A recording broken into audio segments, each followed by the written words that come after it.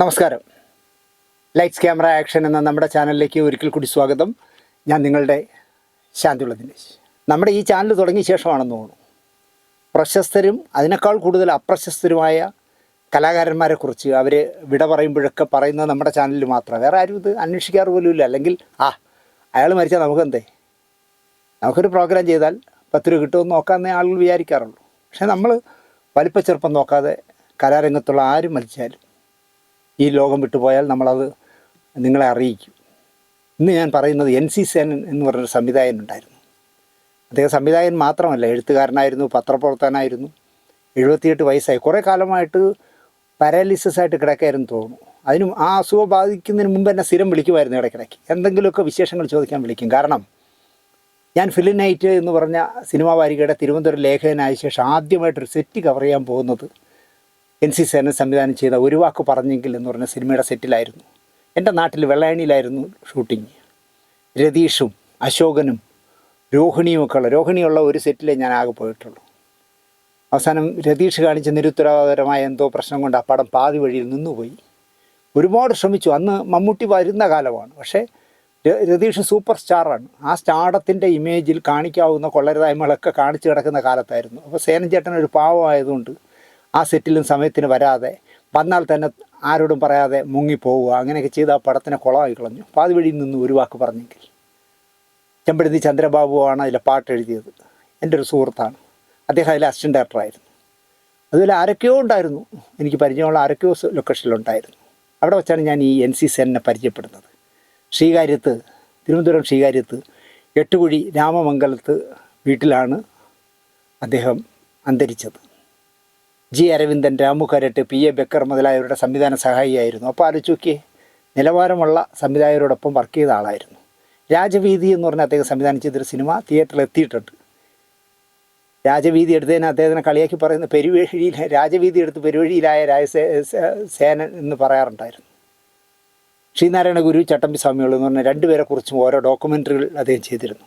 മലയാള സിനിമയും സാങ്കേതിക വിദ്യയും എന്ന് പറഞ്ഞൊരു പുസ്തകം അദ്ദേഹം എഴുതിയിട്ടുണ്ട്. ഭാര്യ പരേതയായ നിർമ്മലകുമാരിയാണ്. 2 മക്കൾ, ഉമാസേനനും വിനീത് സേനനും. എന്തായാലും കുറേ കാലം അസുഖബാധിതനായി കിടന്ന ശേഷമാണ് അദ്ദേഹം വിട പറഞ്ഞത്. പക്ഷേ മരിച്ച വിവരമൊന്നും ഞാൻ അറിഞ്ഞില്ല. പിറ്റേ ദിവസം പത്രം കാണുമ്പോഴാണ് അയ്യോ സേനൻ ചേട്ടൻ പോയോന്ന് ഞാൻ അറിയുന്നത്. അല്ലെങ്കിൽ ഞാൻ പോയേനെ. ഷികാര്യം വരെ പോകാൻ ബുദ്ധിമുട്ടൊന്നുമില്ല, 10-20 കിലോമീറ്ററല്ലേ ഉള്ളൂ. പോകാൻ പറ്റിയില്ല. അവസാനമായി അദ്ദേഹത്തെ ഒന്ന് കാണാൻ പറ്റിയില്ല. എന്നെ എന്നും സ്നേഹത്തോടെ കണ്ടിരുന്ന NC സേനൻ എന്ന് പറഞ്ഞ കലാകാരന് അദ്ദേഹത്തിൻ്റെ ആത്മാവിന് നിത്യശാന്തി നേരുന്നു.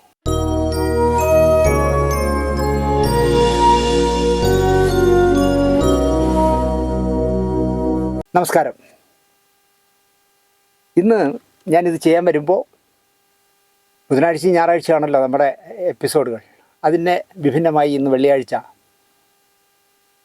ഹിറ്റുകളുടെ കഥ എന്ന് പറഞ്ഞ എപ്പിസോഡിൽ അവളുടെ രാവുകൾ എന്ന് പറഞ്ഞ സിനിമയെക്കുറിച്ചായിരുന്നു. രാവിലെ മുതൽ ഈ നമ്മുടെ ഒരു എപ്പിസോഡ് ജനത്തിന് ഇഷ്ടപ്പെട്ടുവെങ്കിൽ എനിക്ക് അറിയാൻ പറ്റുന്നത് എങ്ങനെയെന്ന് ചോദിച്ചാൽ 6 മണിക്ക് എയറിൽ പോയി കഴിഞ്ഞാൽ ഒരു 6:30 മണി കഴിയുമ്പോൾ മുതൽ തുടരെ ഫോൺ വന്നുകൊണ്ടിരിക്കും. അപ്പോൾ നമുക്ക് മനസ്സിലാവും ആ എപ്പിസോഡ് ക്ലച്ച് പിടിച്ചു. ഇന്ന് രാവിലെ മുതൽ വിളിയോട് വിളിയായിരുന്നു. എല്ലാവർക്കും നല്ല അഭിപ്രായമായിരുന്നു അവളുടെ രാവുകളെക്കുറിച്ച് പറഞ്ഞത്. അല്ലെങ്കിൽ IV ശശിയെക്കുറിച്ച്, സീമയെക്കുറിച്ച്, ഷെറീഫിനെക്കുറിച്ച് ഒക്കെ പറഞ്ഞത് ആൾക്ക് ഇഷ്ടപ്പെട്ടു. ഇതുപോലുള്ള പഴയ സിനിമകളെക്കുറിച്ച് വേണം ഇനി ചെയ്യാൻ. നമ്മൾ ചെയ്യാം പഴയതും പുതിയതും ഒക്കെ ചെയ്യുന്നുണ്ടല്ലോ എന്ന് പറഞ്ഞു.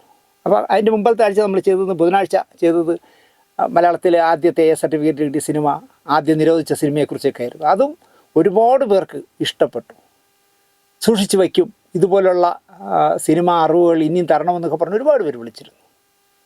അതുപോലെ എന്നെ ഇടയ്ക്കിടയ്ക്ക് വിളിക്കുമ്പോൾ ഞാൻ മുമ്പ് പറഞ്ഞിരുന്നു, നസീർ സാറിൻ്റെയും വിജയശ്രീയുടെയും സത്യമാഷിൻ്റെയും കഥ കേൾക്കാൻ ആളുകൾക്ക് ഒരു മടുപ്പുമില്ല എന്നുള്ളതാണ്. സത്യമാഷിനെ കുറിച്ചും നസീർ സാറിനെ കുറിച്ചും വിജയശ്രീയെക്കുറിച്ചും എത്ര എപ്പിസോഡ് ചെയ്താലും ഞങ്ങൾ കാണാമെന്നാണ് എന്നെ വിളിക്കുന്നവരൊക്കെ പറയാറ്. ഒരുപാട് പേര് എന്നെ വിളിച്ച് ചോദിച്ച ഒരു ചോദ്യം എന്താണെന്ന് വെച്ചാൽ, നിങ്ങൾ സത്യമാഷിൻ്റെ കാര്യം പറഞ്ഞു, അദ്ദേഹത്തിന് എത്ര മക്കളാണ്, ആ മക്കൾ എന്ത് ചെയ്യുന്നു എന്നുള്ളത് ആരും പറയുന്നില്ലല്ലോ, എന്താ താങ്കളത് പറയാത്തേ എന്ന് ചോദിക്കും. അതുപോലെ സത്യമാഷിൻ്റെ മൂത്ത മകൻ സതീഷ് സത്യൻ ഒരു സിനിമ നടനായിരുന്നല്ലോ, പിന്നെന്താ അദ്ദേഹത്തെ പറ്റി ഒരു അറിവുമില്ലല്ലോ, എന്ത് പറ്റി എന്ന് ചോദിക്കാറുണ്ട്. അപ്പോൾ സത്യമാഷിൻ്റെ രണ്ടാമത്തെ മകനാണ് സതീഷ് സത്യൻ. അതുപോലും പലർക്കും അറിയില്ല. മൂത്ത മകനെന്ന് അദ്ദേഹത്തിൻ്റെ പ്രകൃതം കണ്ടാലും നമുക്ക് അങ്ങനെ തോന്നും. ശരീരപ്രകൃതമായാലും സംസാരിക്കുന്നതായാലും അക്ഷോഭ്യനായി സത്യമാഷ് സംസാരിക്കുന്നത് പോലെയൊക്കെ സംസാരിക്കുന്ന പ്രകൃതം കണ്ടാലും മൂത്താളം തോന്നും. കാരണം മൂത്ത മകൻ പ്രകാശ് ഒരു പാവം പോലെ നമുക്ക് തോന്നുള്ളൂ എപ്പോൾ കണ്ടാലും. സത്യമാഷിൻ്റെ പൗരുഷമൊക്കെ കിട്ടിയത് രണ്ടാമനായ സതീഷ് സത്യനാണെന്ന് എനിക്കും തോന്നാറുണ്ട്. അതുപോലെ ഞാൻ പറഞ്ഞില്ലേ, സത്യൻ്റെ മൂത്ത മകനല്ലേ എന്ന് ചോദിക്കുന്ന ഒരുപാട് പേരുണ്ട്. അല്ല എന്ന് പറഞ്ഞാൽ സമ്മതിക്കില്ല പലരും. അതുപോലെ തരങ്കണി സ്റ്റുഡിയോയിലെ മാനേജരായിരുന്നില്ലേ സതീഷ് സത്യൻ? അതെ. തരങ്കണി മതിയാക്കിയപ്പോൾ അങ്ങനെ എങ്ങോട്ട് പോയി? ഇങ്ങനെ ഒരുപാട് ചോദ്യങ്ങൾ സത്യമാഷിൻ്റെ മക്കളെക്കുറിച്ച് ചോദിക്കാറുണ്ട് എന്നോട്. എന്നാൽ നസീർ സാറിൻ്റെ മക്കളെക്കുറിച്ച് അങ്ങനെ അധികം പേര് ചോദിച്ചിട്ടില്ല എന്നോട്. ഷാനവാസ് ഒരു സിനിമാ നടനാണെന്ന് അറിയാം, ബാക്കിയെല്ലാം പെൺകുട്ടികളാണ്ടായിരിക്കാം. നസീർ സാറിൻ്റെ മക്കൾ എന്ത് ചെയ്യുന്നു എന്ന് അധികം പേര് എന്നോട് ചിലരൊക്കെ ചോദിച്ചിട്ടുണ്ടെങ്കിൽ അധികം പേര് ചോദിച്ചിട്ടില്ല. പക്ഷേ സത്യമാഷിൻ്റെ 3 മക്കൾ എന്ത് ചെയ്യുന്നു എന്ന് ചോദിക്കാറുണ്ട്. അപ്പോൾ അതിൻ്റെ ഉത്തരമാണ് ഞാനിന്ന് പറയുന്നത്. നിങ്ങൾക്കറിയാമായിരിക്കും, ജൂൺ 15-ാം തീയതിയാണ് സത്യമാഷ് മരിച്ചത്. ഇപ്പോൾ 15 ഇനി 2-3-4 ദിവസമേ ഉള്ളൂ. എന്തായാലും സത്യമാഷിൻ്റെ 3 മക്കളെക്കുറിച്ചാണ് ഈ എപ്പിസോഡിൽ ഞാൻ സംസാരിക്കുന്നത്. ജ്യേഷ്ഠ അനുജന്മാർ മൂവരും കൈകൾ കോർത്തു പിടിച്ച് ഇവിടെ പാളയത്ത് LMS ചർച്ചിനടുത്തുള്ള സെമിത്തേരിയിൽ നല്ല മനോഹരമായി പണിതിട്ടുണ്ട് സത്യമാഷ് അന്ത്യവിശ്രമം കൊള്ളുന്ന സെമിത്തേരിയിലെ ആ ശവകുടീരം. അച്ഛൻ്റെ കല്ലറയ്ക്ക് മുന്നിൽ എല്ലാ വർഷവും ജൂൺ 15-ാം തീയതി വന്നു നിന്ന് പ്രാർത്ഥിക്കുന്ന 3 പേരും കാഴ്ച നഷ്ടപ്പെട്ടവരായിരുന്നു. അതാണ് സത്യമാഷിനെ ജീവിതത്തിൽ ഏറ്റവും കൂടുതൽ വേദനിപ്പിച്ചത്. ആ ജൂൺ 15-ന് വന്നു നിന്ന് കാഴ്ചയില്ലാത്ത 3 സഹോദരന്മാർ പരസ്പരം കൈകോർത്ത് നിന്ന് അച്ഛൻ്റെ ശവകുടീരത്തിൻ്റെ മുന്നിൽ വന്നു നിന്ന് പ്രാർത്ഥിക്കുന്ന കാഴ്ച തലസ്ഥാനവാസികളെ തീർച്ചയായിട്ടും ഒരു നൊമ്പരത്തോടെ മാത്രമേ കാണാൻ കഴിയുള്ളൂ. ആര് കണ്ടാലും നമുക്ക് വിഷമം തോന്നും അവർ 3 പേരും കൂടെ നിൽക്കുന്ന കണ്ടാൽ. മലയാള സിനിമയ്ക്ക് തിരുവനന്തപുരം നൽകിയ മിടുക്കനായ സത്യൻ എന്ന മഹാനടൻ്റെ മക്കളാണ് എല്ലാ ജൂലൈ 15-ാം തീയതി പാളയം LMS സെമിത്തേരിയിലെത്തി തങ്ങളുടെ പപ്പയ്ക്ക് വേണ്ടി പ്രാർത്ഥിക്കുന്നത്. കുഴിമാടത്തിലേക്ക് പൂക്കൾ അർപ്പിക്കുമ്പോൾ മൂവരും വിങ്ങാറുണ്ടെന്ന് ഞാൻ പ്രത്യേകിച്ച് പറയേണ്ട കാര്യമില്ല. അകാലത്തിൽ പോയ അച്ഛനൊക്കെ ഓർക്കുമ്പോൾ അവർ തീർച്ചയായിട്ടും സത്യൻ എന്ന് പറയുന്ന ആളാണ് ഞങ്ങളുടെ അച്ഛനെന്ന് പറയുമ്പോൾ ഉള്ളൊരു അഭിമാനം. നനച്ചിരിക്കാതെ അദ്ദേഹം ക്യാൻസറിൻ്റെ പിടിയിൽപ്പെട്ട് പോവുക എന്നൊക്കെ പറയുമ്പോൾ ദുഃഖം എത്ര വർഷം കഴിഞ്ഞാലും അത് മായില്ല. ഇപ്പോൾ ആ 3 പേരെന്നുള്ളത് ചുരുങ്ങി 2 പേരായി. കാരണം പ്രകാശ് സത്യൻ ഒരു 10-15 വർഷം മുമ്പ് അദ്ദേഹം വീട്ടിൽ ബാത്റൂമിൽ തലയടിച്ച് വീണ് മരിച്ചുപോയി. അങ്ങനെ ഇപ്പോൾ പ്രകാശ് സത്യനില്ല, പകരം സതീഷ് സത്യനും ജീവൻ സത്യനും കഴിഞ്ഞ 9 വർഷമായിട്ട് അവർ 2 പേരേ വരുന്നുള്ളൂ. കാരണം പ്രകാശ് സത്യൻ മരിച്ചിട്ട് 9 വർഷമായി. 1945 ഹിരോഷിമ നാഗസാക്കി അണുബോംബ് വർഷത്തോടെ ലോകമഹായുദ്ധം അവസാനിച്ചു. 1941 21-ാം വയസ്സിലാണ് ശിപ്പോയി ഗ്രേഡിൽ തിരുവനന്തപുരം തൃക്കണ്ണാപുരം 6-മടക്കാരൻ സത്യനേശൻ എന്ന് പറയുന്ന, അല്ലെങ്കിൽ സത്യനേശൻ നാടാർ എന്ന് പറയുന്ന ചുറുചുറുക്കുള്ള യുവാവ് പട്ടാളക്കാരനായി മാറിയത്. അതിനു മുന്നേ അച്ഛൻ മാനുവൽ സാറിൻ്റെ സ്കൂളിൽ അധ്യാപകനായി, പിന്നെ സെൻറ്റ് ജോസഫ് സ്കൂളിലും അധ്യാപകനായി ജോലി ചെയ്തു. അതിനുശേഷം തിരുവിതാംകൂർ ഹജൂർ കച്ചേരിയിൽ സെൻട്രൽ റെക്കോർഡ്സ് ഓഫീസിൽ ഗുമസ്തപ്പണിയും ചെയ്തിരുന്നു. അത് കഴിഞ്ഞാണ് അദ്ദേഹം പട്ടാളത്തിലേക്ക് പോയത്. സുബേദാർ മേജറായി സ്ഥാനക്കയറ്റം കിട്ടിയപ്പോൾ പട്ടാള സേവനം അവസാനിപ്പിച്ചു പോന്നു.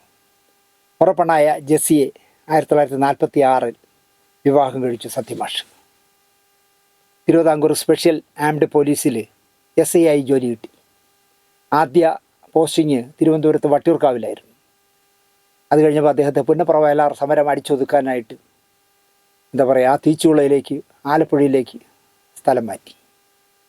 അത് കഴിഞ്ഞ് അദ്ദേഹം വീണ്ടും തലസ്ഥാനത്തെത്തി. മണക്കാട് വാടക വീട്ടിൽ ജെസ്സി ആ കാലത്ത് ഒരാൺകുഞ്ഞിന് ജന്മം നൽകിയതാണ് പ്രകാശ് സത്യൻ. പിന്നാലെ സതീഷ് സത്യനും ജീവൻ സത്യനും. സത്യമാഷിൻ്റെ അമ്മ എമിലിയുടെ സഹോദരൻ ജെയിംസിൻ്റെ മകളാണ് എമിലി, മുറപ്പെണ്ണാണ് എമിലി. തിരുവിതാംകൂർ ഗവൺമെൻറ്റിൽ ഉദ്യോഗസ്ഥനായിരുന്നു ജെയിംസ്. എക്സൈസ് ഡിപ്പാർട്ട്മെൻറ്റിൽ SI ആയിരുന്നു. ജെസ്സിയുമായി സത്യന് നല്ല പ്രണയമുണ്ടായിരുന്നു. എന്തിലും ഏതിലും വാശിക്കും കലാഹൃദയമുള്ള ആളുമായതിനാൽ ആ പ്രേമത്തിന് തീവ്രത കൂടി എന്ന് വേണമെങ്കിൽ പറയാം. അമ്മാവൻ്റെ മകൾ മുറപ്പെണ്ണ് ഹിന്ദുക്കൾക്കിടയിൽ അങ്ങനെയാണ് അതിനെ പറയാറ്. മുറപ്പെണ്ണിനെ കെട്ടുന്ന പതിവ് ഹിന്ദുക്കളുടെ ഇടയിലുണ്ട്. ക്രിസ്ത്യാനികളുടെ ഇടയിൽ അങ്ങനെ അധികം ഇല്ല. അതാണ് സത്യം. വേണമെങ്കിൽ അത് നിഷിദ്ധമാണെന്ന് വേണമെങ്കിലും പറയാം. സ്നേഹം, പ്രേമം, വിവാഹം വിഷയം മുന്നിൽ വന്നപ്പോൾ സത്യമാഷിൻ്റെ അച്ഛൻ മാനുവൽ സാറ് എനിക്കത് സമ്മതമല്ല എന്ന് മകനോട് പറഞ്ഞു. മാനുവൽ സാറിന് ആചാരം ഒരു പ്രശ്നമൊന്നുമില്ല. ക്രിസ്ത്യ സമുദായത്തിൽ മുറപ്പെണ്ണിനെ കെട്ടാൻ പാടില്ല എന്ന ആചാരം ഉണ്ടെങ്കിലും മാനുവൽ സാറിന് പ്രശ്നമില്ല. പക്ഷേ രക്തബന്ധമുള്ളവർ തമ്മിൽ വിവാഹം കഴിക്കുന്നത് ശാസ്ത്രീയമായി പ്രോത്സാഹിപ്പിക്കാൻ പാടില്ല എന്ന പക്ഷക്കാരനായിരുന്നു മാനുവൽ സാർ.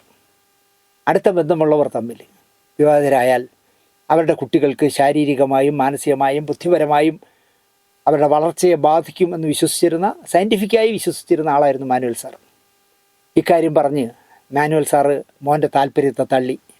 എമിലിയെ ഈ നീ പറയുന്ന ജെസ്സിയെ കെട്ടാൻ പറ്റില്ല എന്ന് ഉറപ്പിച്ച് പറഞ്ഞു. സത്യമാഷ് തർക്കിക്കാനൊന്നും പോയില്ല അച്ഛനോട്. അതിനുള്ള ത്രാണിയില്ല എന്ന് വേണമെങ്കിൽ പറയാം. അച്ഛൻ്റെ തീരുമാനത്തെ സത്യമാഷ് അംഗീകരിച്ചു. ശരി, ഞാൻ കല്യാണം കഴിക്കുന്നില്ല. ഒരു പക്ഷേ എനിക്ക് തോന്നുന്നത് പട്ടാളത്തിലേക്ക് അദ്ദേഹം പോയതുപോലും ഈ മാനുവൽ സാർ മുറപ്പെണ്ണിനെ കെട്ടാൻ പറ്റില്ല എന്ന് പറഞ്ഞ ആ ഒരു വിഷമം കൊണ്ടായിരിക്കുമെന്ന് എനിക്ക് തോന്നുന്നു.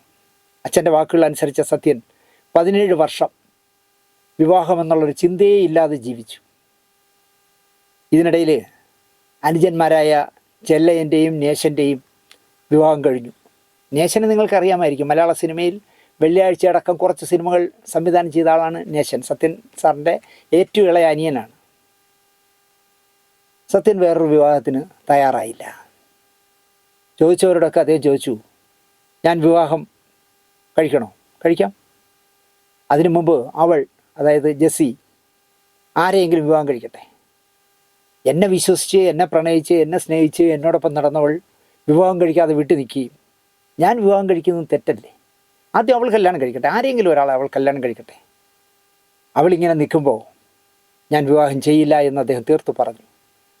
തിരിച്ച് ജെസ്സിയോട് നീ വിവാഹം കഴിക്കാതെ നിൽക്കുന്നതുകൊണ്ടാണ് സത്യനേശൻ കല്യാണം കഴിക്കാത്തത്, അതുകൊണ്ട് നീ ആരെങ്കിലും ഒരാളെ കല്യാണം കഴിക്കണമെന്ന് പറഞ്ഞാൽ ജെസ്സി പറയുമായിരുന്നത് സത്യൻ കല്യാണം കഴിക്കട്ടെ, അദ്ദേഹം കല്യാണം കഴിച്ച് ആരെങ്കിലും ഒരാളെ കല്യാണം കഴിച്ചാൽ ഞാനും കല്യാണം കഴിക്കാം.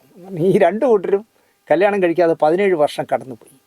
അവസാനം മാനുവൽ സാറ് തോറ്റു എന്ന് പറയുന്നതായിരിക്കും ശരി. മകൻ്റെ വാശി ജയിച്ചു. നിൻ്റെ ഇഷ്ടം അതാണെങ്കിൽ നടക്കട്ടെ എന്ന് മാനുവൽ സാറ് പച്ചക്കൊടി വീശി. ഞാൻ എതിര് പറയുന്നില്ല.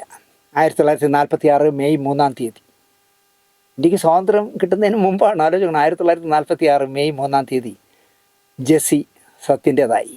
പ്രകാശ്, സതീഷ്, ജീവൻ. സത്യമാഷിന് മക്കൾ എന്താ പറയുക, പ്രകാശെന്നോ സതീഷെന്നോ ജീവനെന്നോ ആയിരുന്നില്ല അവരെ അദ്ദേഹം വിളിച്ചിരുന്നത്. പ്രകാശിനെ വിളിച്ചിരുന്നത് മോൻ എന്നായിരുന്നു. സതീഷ് സത്യനെ വിളിച്ചിരുന്നത് കൊച്ചുമോൻ എന്നായിരുന്നു. മൂന്നാമനായ ഏറ്റവും ഇളയ കുട്ടിയായ ജീവൻ സത്യനെ വിളിച്ചിരുന്നത് കൊച്ചു ബേബി എന്നായിരുന്നു. അങ്ങനെ അദ്ദേഹം വിളിച്ചിരുന്നുള്ളൂ. അറിവ് വെച്ച കാലത്തിന് ശേഷം പോലും സത്യമാഷ് മൂവരെയും ഒന്നിച്ചേ കെട്ടിപ്പിടിക്കുമായിരുന്നു. ആശ്ലേഷിക്കണമെങ്കിൽ 3 പേരും ഒന്നിച്ചേ കെട്ടിപ്പിടിക്കുക, അല്ല ഓരോരുത്തരെ, അല്ലെങ്കിൽ മൂത്തവനെ കൂടുതൽ സ്നേഹം, എല്ലാത്തിലുള്ളവനെ കുറേ സ്നേഹം, അങ്ങനെയൊന്നും ഇല്ലായിരുന്നു. മക്കളെ സ്നേഹിച്ച് കൊതി തീരാത്ത അച്ഛനായിരുന്നു സത്യമാഷ്. എവിടെയാണ് സത്യമാഷിൻ്റെ മക്കൾ എന്നാണല്ലോ നിങ്ങളൊക്കെ ചോദിക്കുന്നത്. 1971 ജൂൺ 15 സത്യമാഷ് ഈ ലോകത്തോട് ഇവിടെ പറഞ്ഞു. ഒരിക്കലും മലയാളത്തിന് ഇതുപോലൊരു നഷ്ടം വേറെ സിനിമയിൽ ഉണ്ടായിട്ടുണ്ടെന്നുണ്ടെങ്കിൽ ഞാൻ പറയില്ല എന്ന്. വേണമെങ്കിൽ നമുക്ക് ജയനെ പറയാം. പക്ഷെ അതൊരു ആക്സിഡൻ്റ് ആയിരുന്നു. ഇത് അർബുദബാധിതനായി ഇങ്ങനെ സത്യമാഷ് പോകുമെന്ന് ആരും കരുതിയതല്ല. സ്വാഭാവികമായും കഴിഞ്ഞ 53 വർഷമായി മലയാളി ചോദിക്കുന്ന ചോദ്യമാണ് സത്യമാഷിൻ്റെ മക്കൾ എന്ത് ചെയ്യുന്നു എന്നുള്ളത്. കുറച്ചെങ്കിലും അറിയപ്പെടുന്നത് സത്യമാഷിൻ്റെ രണ്ടാമത്തെ മകനായ സതീഷ് സത്യനെ കുറിച്ചാണ്. കാരണം സതീഷ് സത്യൻ മീഡിയയിലും പത്രങ്ങളിലും ഒക്കെ സജീവമായി നിൽക്കുന്ന ഒരാളായതുകൊണ്ടായിരിക്കാം. അദ്ദേഹത്തെ പറ്റി കുറേ കാര്യങ്ങളൊക്കെ എല്ലാവർക്കും അറിയാം. അതുപോലെ തന്നെ തരംഗിണി സ്റ്റുഡിയോയുടെ, യേശുദാസിൻ്റെ തരംഗിണി സ്റ്റുഡിയോയുടെ മാനേജറായിട്ടും ജനറൽ മാനേജറുമായിട്ടൊക്കെ വർക്ക് ചെയ്തിരുന്നതുകൊണ്ടും സിനിമാക്കാർക്കും കുറേ അറിയാമായിരുന്നു. മണക്കാട് പ്രശസ്തമായ ആറ്റുകാൽ അമ്പലത്തിലേക്ക് തിരിയുന്നിടത്തെ സിത്താര എന്ന് പറഞ്ഞ വീടാണല്ലോ സത്യമാഷ് വാങ്ങി ജീവിച്ചിരുന്ന. അവസാനം അദ്ദേഹത്തിൻ്റെ ചലനമറ്റ ശരീരം കൊണ്ടുവന്നത് അവിടെയാണല്ലോ. അത് വിറ്റുപോയി. നമുക്ക് വേണമെങ്കിൽ പറയാം ചേതനയേറ്റ സത്യമാഷിനെ കൊണ്ടുവന്ന വീടാണ് സിത്താര, അത് വിൽക്കാൻ പാടില്ലായിരുന്നു. പക്ഷെ വാങ്ങിയ ആളൊരു സത്യമാഷിനെ ബഹുമാനത്തോടെ കാണുന്ന ആളായിരുന്നു. കാരണം സത്യമാഷിൻ്റെ ബെഡ്റൂമിലെ ഇലക്ട്രിസിറ്റിയുടെ സ്വിച്ച് പോലും മാറ്റാതെ അതൊരു സ്മാരകം പോലെ ആ റൂം അവിടെ നിലനിർത്തിയിട്ടുണ്ട്. അത് കഴിഞ്ഞാണ് പ്രകാശ് നനച്ചിരിക്കാതെ ബാത്റൂമിൽ തലയടിച്ച് വീണ് മരിച്ചത്. സത്യമാഷിൻ്റെ മരണകാലത്ത് സഹപ്രവർത്തകരും പത്രങ്ങളുമൊക്കെ നല്ല ബന്ധമായിരുന്നു. പിന്നെ പതിയെ സത്യമാഷില്ലാത്ത വീട്ടിലേക്ക് പിന്നെ ആരും ചെല്ലില്ല, സഹപ്രവർത്തകരും ചെല്ലില്ല, മീഡിയകളും ചെല്ലില്ല. പിന്നെ ഇന്നത്തെ പോലെ മീഡിയകളുടെ അതിഭാവത്വം ഇല്ലല്ലോ. അതിൽ സത്യൻ്റെ മക്കൾക്ക് ആർക്കും തന്നെ പരാതിയും ഇല്ലായിരുന്നു. വെളിച്ചം കുത്തിപ്പൊട്ടിച്ച വിധിയോട് പോലും സത്യമാഷിൻ്റെ മക്കൾക്ക് പരിഭവമില്ല എന്നുള്ളതാണ്. അത് ആ സത്യമാഷിൻ്റെ ഒരു നിശ്ചയദാർഢ്യം കൊണ്ടായിരിക്കാം. പപ്പ ജീവിച്ചിരുന്നപ്പോൾ വീട്ടിലെ ആരവവും ആൾക്കൂട്ടവും അനുഭവിച്ചവരാണ് ഞങ്ങൾ. പക്ഷേ പപ്പ മരിച്ച ശേഷം അവരെ ആരെയും ഞങ്ങൾ പിന്നീട് കണ്ടിട്ടില്ല. ചിലർ മനഃപൂർവ്വം ഒളിച്ചു നടന്നു, എന്നാൽ കുറച്ചു പേരെങ്കിലും ഞങ്ങളെ സ്നേഹിക്കുന്നുണ്ട്. സതീഷ് സത്യൻ ഒരിക്കൽ പറഞ്ഞ വാക്കുകളാണ് ഞാനീ പറയുന്നത്. നാളേക്ക് വേണ്ടി കൂടുതലൊന്നും കരുതി വയ്ക്കാത്ത പ്രകൃതമായിരുന്നു സത്യൻ്റേത്. അതിന് സന്ദർഭം കിട്ടിയില്ല എന്ന് പറയുന്നതാവും ശരി. കാരണം അദ്ദേഹത്തെ ചുറ്റിപ്പറ്റി ബന്ധങ്ങളുടെ ബന്ധനം എപ്പോഴും ഉണ്ടായിരുന്നു. കാരണം അദ്ദേഹത്തിൻ്റെ താഴെ 4 സഹോദരങ്ങൾ, അദ്ദേഹത്തിൻ്റെ അച്ഛൻ ആദ്യം കല്യാണം കഴിച്ചൊരു മകൾ, ഇവരുടെയൊക്കെ കുടുംബങ്ങളുമായിട്ടൊക്കെ ബന്ധപ്പെട്ട് കിടന്നുകൊണ്ടായിരിക്കാം അദ്ദേഹം അധികം സമ്പാദിച്ചൊന്നും വച്ചില്ല. വീട്ടിലെ ആദ്യത്തെ ആൺകുട്ടിയാണല്ലോ അദ്ദേഹം. ഈ പറയുന്ന കുടിപ്പള്ളിക്കൂടം നടത്തുന്ന വാദ്യാരുടെ മകൻ. മാനുവൽ സാറിന് 2 വിവാഹത്തിലായി 6 മക്കൾ. ആദ്യ ഭാര്യയിൽ ഒരു മകൾ കുഞ്ഞമ്മ. കുഞ്ഞമ്മയുടെ അമ്മ മരിച്ചപ്പോൾ മാനുവൽ സാർ 2ാം വിവാഹം നടത്തിയതാണ് എമിലിയെ. അതിൽ 5 ആൺമക്കൾ, പഞ്ചപാണ്ഡവന്മാരെന്ന് പറയാം. ഞാനിന്ന് തൃക്കണാപുരത്ത് എന്ന് പറയാക്കില്ല, സത്യനഗറിൽ മാനുവൽ സാറ് പഠിപ്പിച്ചിരുന്ന അല്ലെങ്കിൽ പ്രിൻസിപ്പൾ ഹെഡ് മാസ്റ്ററായിരുന്ന സ്കൂളിൽ പോയിരുന്നു ഞാൻ. അവിടെ വെച്ച് ഒരാളെ പരിചയപ്പെട്ടപ്പോൾ അദ്ദേഹം എന്നോട് പറയുക, പഴയ 80-85 വയസ്സായ ആളുകളോടൊക്കെ നിങ്ങളൊന്ന് തിരക്കി നോക്കുക, തൃക്കണാപുരത്ത് ഒരുപാട് പേരുണ്ട്. ഈ 5 എണ്ണത്തിനെയും ആളുകൾക്ക് പേടിയായിരുന്നു. കാരണം കളരിയൊക്കെ പഠിച്ചവരാണ്, നല്ല ആരോഗ്യ ദൃഢഗാത്രരാണ്, എന്തെന്ന് കേട്ടാൽ കുന്തെന്ന് പറയുന്നവരായിരുന്നു. അതുകൊണ്ട് തന്നെ ഈ 5 എണ്ണം ഒറ്റക്കെട്ടായിട്ട് നടക്കുള്ളായിരുന്നു. അതുകൊണ്ട് തന്നെ ആ കാലത്ത് ഈ 5 എണ്ണത്തിൻ്റെ അടുത്തും ഒരുമാതിരിപ്പെട്ടവരാരും അടുക്കില്ലായിരുന്നു എന്നാണ് പറഞ്ഞത്. സത്യൻ സാർ മുതൽ നേശൻ സാർ വരെയുള്ള 5 പേരെയും ഒന്നിച്ചേ കാണാൻ കഴിയുള്ളൂ എന്നാണ് പറഞ്ഞത്. അപ്പോൾ അതിൽ 5 മക്കളെന്ന് പറയുന്നത് ആദ്യത്തത് സത്യനേശൻ, 2ാമത്തത് ചെല്ലയ്യൻ, 3ാമത്തത് ദേവദാസ്, 4ാമത്തത് ജേക്കബ്, 5ാമത്തത് നേശൻ, ഈ വെള്ളിയാഴ്ചയുടെയൊക്കെ സംവിധായകൻ. ഏറ്റവും ഇളയ മകൻ, ഏറ്റവും ഇളയതല്ല, 4ാമത്തെ മകൻ ജേക്കബിനെ പ്രസവിച്ച ശേഷം എമിലിക്ക് മാരകമായ രോഗം വന്നു. രക്തസ്രവമായിരുന്നു. അന്ന് മെഡിക്കൽ കോളേജൊന്നും വന്നിട്ടില്ല കേരളത്തിൽ. നെയ്യൂരിലെ പ്രശസ്തമായ മിഷൻ ആശുപത്രിയിലായിരുന്നു ചികിത്സ. ഡോക്ടർ സോമർവെൽ എന്ന് പറഞ്ഞ ആളാണ് ചികിത്സിച്ചത്. 13 വർഷം ചികിത്സിക്കേണ്ടി വന്നു ഈ രക്തസ്രവം അവസാനിക്കാനായിട്ട്. പറമ്പുകളും പുരയിടും എല്ലാം ചികിത്സയ്ക്കായി മാനുവൽ സാർ എഴുതി വിറ്റു. ഇങ്ങനെ എഴുതി വിറ്റാൽ പിള്ളേരുടെ ഭാവി അവതാളത്തിലാകില്ലേ എന്ന് ചോദിച്ചവരോട് മാനുവൽ സാർ പറഞ്ഞൊരു മറുപടിയുണ്ട്. ഈ നിൽക്കുന്ന എൻ്റെ കുഞ്ഞുങ്ങളെ വിറ്റിട്ടായാലും ശരി, ഞാൻ അവളുടെ ചികിത്സ നടത്തും എന്നാണ് മാനുവൽ സാർ പറഞ്ഞത്. അച്ഛൻ്റെ സാമ്പത്തിക ഞെരുക്കം കണ്ടു വളർന്ന സത്യന് ഓരോ ചില്ലിക്കാശും വിലപ്പെട്ടതായിരുന്നു. ഒറ്റ കാശ് അനാവശ്യമായി സത്യമാഷ് ചിലവാക്കില്ലായിരുന്നു. സെൻട്രൽ റെക്കോർഡ് ബ്യൂറോയിൽ ക്ലർക്കായപ്പോൾ തൃക്കണ്ണാപുരത്ത് നിന്നും കോട്ടയ്ക്കകം വരെ സൈക്കിളിലായിരുന്നു സത്യമാഷിൻ്റെ യാത്ര. ഉച്ചയ്ക്ക് 4 കാശ് വിലയുള്ള ഒരു ചുക്ക് കാപ്പിയും 4 കാശ് വിലയുള്ള ഒരു കാരാവടയും മാത്രമായിരുന്നു ഭക്ഷണം. ആലോചിച്ചു എത്ര കഷ്ടപ്പെട്ടാണ് ആ മനുഷ്യൻ വളർന്നതെന്ന്. പിശുക്കനായിരുന്നില്ല സത്യമാഷ്. കാശ് എത്ര വേണമെങ്കിലും ചിലവിടാൻ മടിയില്ലാത്ത ആളായിരുന്നു. പക്ഷേ അത് ആ അത്യാവശ്യത്തിനായിരിക്കണം ചിലവിടുന്നത് എന്ന് മാത്രം. ആ കാര്യത്തിൽ അദ്ദേഹം വളരെ കർക്കശക്കാരനായിരുന്നു. ആരെയും സഹായിക്കുന്ന മനോഭാവമായിരുന്നു സത്യമാഷിന്. അപ്പോൾ അദ്ദേഹം മറന്നുപോയത് അല്ലലില്ലാതെ വളരേണ്ട 3 ആൺമക്കളെക്കുറിച്ചായിരുന്നു. പക്ഷെ അദ്ദേഹം അതൊന്നും ചിന്തിച്ചില്ല. ഇത്ര പെട്ടെന്ന് പോകുമെന്ന് അദ്ദേഹം വിചാരിച്ചില്ലല്ലോ. മുറപ്പെണ്ണിനെ വിവാഹം കഴിച്ചതിനാൽ മക്കൾ 3 ഇരുട്ടിൻ്റെ ലോകത്ത് ജീവിക്കുന്നവർ ആകുമെന്നോ അതും അദ്ദേഹം ചിന്തിച്ചില്ല. ആ കാലഘട്ടത്തിൽ മലയാള സിനിമയിൽ ഏറ്റവും കൂടുതൽ പ്രതിഫലം വാങ്ങുന്ന നായകനായിരുന്നു സത്യമാഷ്. കടം കയറി മുടിഞ്ഞ ഒരുപാട് നിർമ്മാതാക്കളെ രക്ഷിക്കാനായി അദ്ദേഹം സൗജന്യമായി പല ചിത്രങ്ങളും അഭിനയിച്ചു കൊടുത്തു. സത്യൻ മരിക്കുമ്പോൾ സമ്പാദിച്ചതിനേക്കാൾ കൂടുതലുണ്ടായിരുന്നു കിട്ടാനുണ്ടായിരുന്ന തുക. ചെക്കുകൾ മാത്രമല്ല, വാക്കും സത്യന് വിശ്വാസമായിരുന്നു. നല്ല എന്താ പറയുക, ഒറ്റത്തന്തയ്ക്ക് പറഞ്ഞെന്നൊക്കെ പറയില്ല, അതുപോലുള്ളവർ പറഞ്ഞ വാക്ക് പറഞ്ഞാൽ ആ വാക്കിൽ വിശ്വസിക്കുന്ന ആളായിരുന്നു. അല്ലാതെ ചെക്ക് തന്നാലേ ഞാൻ തന്നെ വിശ്വസിക്കുന്നു വാശി പിടിക്കുന്ന ആളായിരുന്നില്ല അദ്ദേഹം. ചെക്കുകൾ പലതും വണ്ടി ചെക്കുകളായിട്ടും അദ്ദേഹത്തിൻ്റെ മക്കൾ കേസിനും വഴക്കിനും പരിഭവം പറയാനും ഒന്നിനും പോയില്ല. വണ്ടി ചെക്കുകൾ കൊടുത്തവരാരും ഈ പറഞ്ഞ മണക്കാട് റോഡേ പോയിട്ടില്ല എന്ന് ഞാൻ പറയേണ്ട കാര്യമില്ലല്ലോ. സത്യനിലൂടെ ലക്ഷങ്ങൾ നേടിയിട്ടും മരിച്ചുപോയ ആ വലിയ മനുഷ്യനെക്കുറിച്ച്, അദ്ദേഹം അനാഥമാക്കിപ്പോയ 4 പേരെക്കുറിച്ച് നന്ദി കെട്ട സിനിമാക്കാർ ഓർത്തതേയില്ല എന്നുള്ളതാണ് സത്യം. ഒരു ഭാര്യയും 3 മക്കളും, കാഴ്ച നഷ്ടപ്പെട്ട് ഗ്രാജുവലായിട്ട് കാഴ്ച നഷ്ടപ്പെടുന്ന 3 മക്കളും ആ സിതാര എന്ന് പറഞ്ഞ മണക്കാട്ടുള്ള ആറ്റുകാലിലേക്ക് തിരിഞ്ഞുള്ള വീട്ടിൽ ജീവിച്ചിരിക്കുകയാണ്. നമ്മൾ ലക്ഷങ്ങൾ ഉണ്ടാക്കിയതല്ലേ. അദ്ദേഹം പോയെങ്കിലും ആ കാശ് കൊടുക്കണമെന്ന് അദ്ദേഹത്തിന് കാശ് കൊടുക്കാനുള്ള ഭൂരിപക്ഷം പേരും ചിന്തിച്ചതേയില്ല. നന്ദികേട് പറയാൻ പറ്റില്ല. 2 പേർ മാന്യത കാണിച്ചു. സത്യൻ്റെ പ്രധാന സിനിമകൾ നിർമ്മിച്ച മഞ്ഞിലാസിൻ്റെ എം.ഒ. ജോസഫും, സത്യൻ അവസാനം അഭിനയിച്ച ചിത്രമടക്കം നിർമ്മിച്ച കെ.എസ്. സേതുമാധവൻ്റെ അനുജൻ കെ.എസ്.ആർ. മൂർത്തിയും സത്യൻ വിട പറഞ്ഞതിൻ്റെ അടുത്ത ദിവസങ്ങളിൽ തന്നെ കണക്ക് തീർത്ത് ബാക്കി തുക അവർ സത്യൻ്റെ മക്കളെ ഏൽപ്പിച്ചു. ആ ഒരു മാന്യത അവർ 2 പേരും കാണിച്ചു. അക്കാലത്ത് സ്റ്റാമ്പ് ഡ്യൂട്ടി എന്ന് പറഞ്ഞൊരു നികുതി സംവിധാനം ഉണ്ടായിരുന്നു സർക്കാരിൻ്റെ. മരിച്ചുപോയ ഒരാളിൻ്റെ ആസ്തി വിൽപ്പത്രം തയ്യാറാക്കാതെയാണ് മരിക്കുന്നതെങ്കിൽ റീ അസസ് ചെയ്തതിന് ശേഷം നികുതി ചുമത്തും. ആ നികുതി അടച്ച ശേഷമേ മരിച്ചയാളിൻ്റെ ബാങ്കിലെ നിക്ഷേപത്തിലും മറ്റു വസ്തുവകളിലും അനന്തരാവകാശികൾക്ക് അവകാശം ലഭിക്കൂ. അതിനെയാണ് സ്റ്റാമ്പ് ഡ്യൂട്ടി എന്ന് പറയുന്നത്. അതുവരെ അക്കൗണ്ടുകളെല്ലാം ഫ്രീസ് ചെയ്തളായി, ഒന്നും 10 പൈസ എടുക്കാൻ പറ്റില്ല. ഈ വ്യവസ്ഥ നിർത്തലാക്കിയത് രാജീവ് ഗാന്ധി പ്രധാനമന്ത്രിയായി വന്ന ശേഷമാണ്. അച്ഛൻ മരിച്ചതോടെ സത്യൻ്റെ വീട്ടിലെ വരുമാനം നിലച്ചു.